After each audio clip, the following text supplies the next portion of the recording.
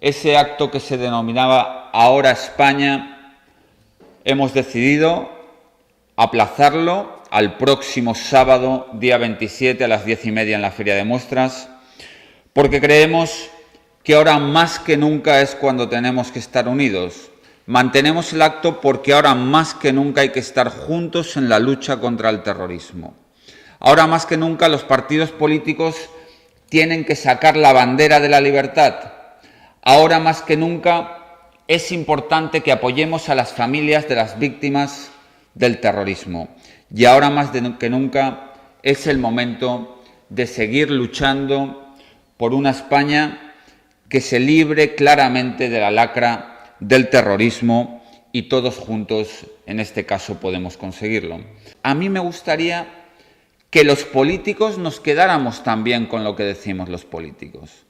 Y el señor Soler ha reconocido que ha financiado de forma irregular, con recursos públicos, actos del Partido Socialista. Y eso no puede llamarse error administrativo.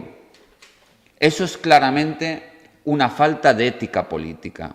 Y por lo tanto el número 2 de los socialistas valencianos, la mano derecha del señor Alarte, el ojito derecho de la señora Pajín y el alcalde de Elche del Partido Socialista debería presentar de forma inmediata su dimisión por decencia y por dignidad política.